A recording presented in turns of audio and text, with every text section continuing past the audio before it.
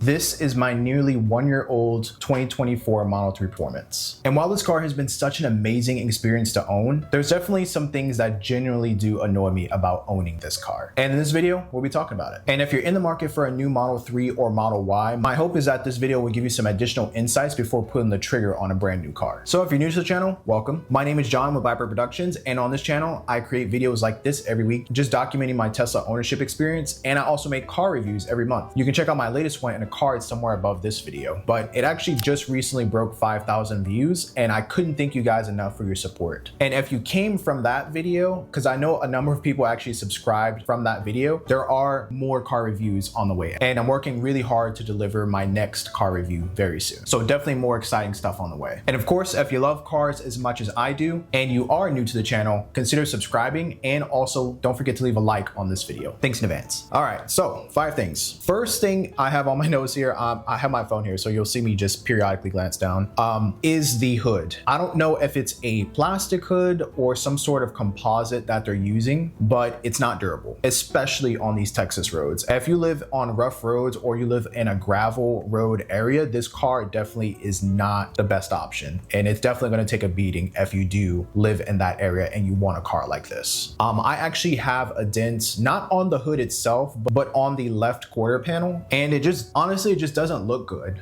But the hood itself and also the front of the car, like the entire front bumper, which is, in my opinion, the part of the car that takes the most beating because it's literally the front of the car. So whatever hits you is gonna hit the front first, obviously. It seems like in terms of materials, you could clearly see where they cut corners. So that's something to look out for when you're looking at a car like this. I have not driven a Model Y before, but if it's based on the same platform as a Model 3, I would assume they use some of those same materials. And again, I don't know if it's just a plastic that they're using or some sort of custom composite that they're using, but I honestly don't know. And I wish cars went back to just full-on metal hoods, full-on metal everything. And I'm positive they're using this material for some sort of safety reason, but honestly, I would prefer the durability of a metal hood over whatever this is. Second thing is the black paint. And I don't see a lot of solid black Teslas on the road, at least in the performance variant, the 2024 performance model, that is. Probably because it's like $1,500 for just black, which is insane to me. And it's also insane that they're allowed to just charge that for the quality of paint that you're getting, because the quality of the paint isn't very good. And if I had to go back in time on the Tesla configurator, I definitely would have went with their blue paint, or maybe waited for silver or even red. But black by far, I feel like is like their worst paint, just because it's super soft. And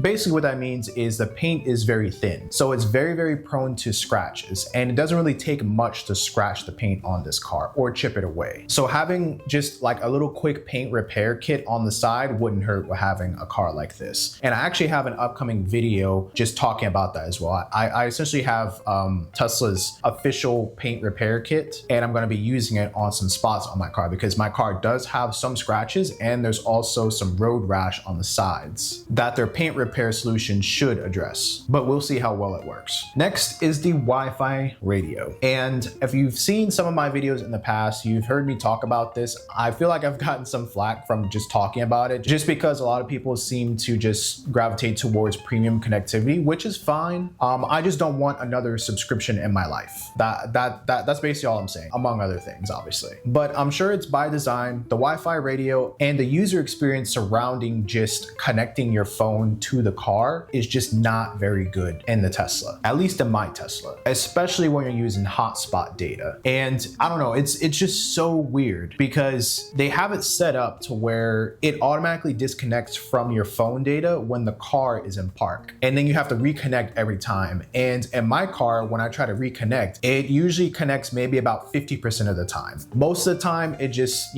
pins on connecting and then just doesn't connect. And again, I'm sure that's by design, but it's just a huge inconvenience, especially for folks who buy this car hoping that they'll be able to use data that they already have from their phone carrier. Because let's be honest, essentially the connectivity plan from Tesla is a phone data plan. So my thought is, why would I use someone else's additional phone data plan when I already have an unlimited data plan with my carrier? Seems like a waste of money to me, but you guys can let me know in the comments. Next thing is the tires, and Haggerty did a very good good video about this, just talking about this versus the new BMW M3, but the tires just aren't sticky enough in the new Model 3 Performance. And I'm not even that much of a track junkie. I'm not on the track regularly, and I don't always push my car to the limit. But the fact of the matter is that the Pirelli P0 tires on this car are just not sticky enough on the road, and especially in insane mode. I have to have my stopping distance at least 3 cars long in order for it to fully stop on brake regen. And if I don't, the car actually slides, and it doesn't slide like super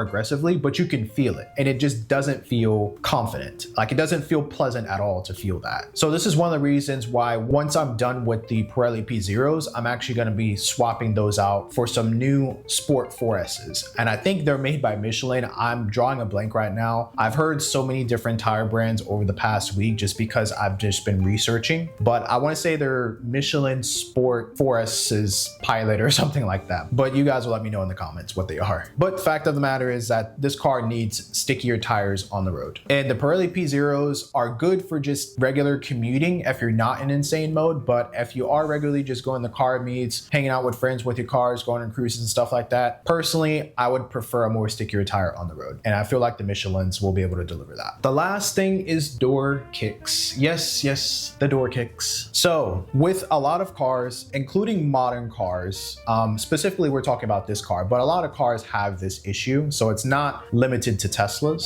but for this car, it sits low to the ground. It sits a little bit lower actually than the standard model. And the doors, while they're great, the door card's great, the leather's great, everything's good on the doors. Every time I get out of the car, the door meets my foot. And I'm not sure exactly how they can fix this. Maybe lift the door card up a little bit, so that way instead of hitting the door with my foot, the leather, mind you, I can just hit like maybe a metal bit or something. But the proportions of the door are large enough to where my foot can hit it. And I'm 5'9". Well, I'll say about 5'8.5", but 5'9" on a good day. And basically what I'm saying is I'm just not that tall of a guy to be hitting doors like this. And it just doesn't look good, doesn't feel good. And that's just something to look out for when you're getting in and out of a car like this. So that's the video. If you made it this far, thank you so much for watching. Again, I make car reviews every month, and I make videos like this every week, just documenting my Tesla ownership experience. If you're into that kind of stuff, definitely feel free to leave a like on this video and subscribe to the channel. This has been John with Blackbird Productions, and I'll see you in the next video. Thanks for watching.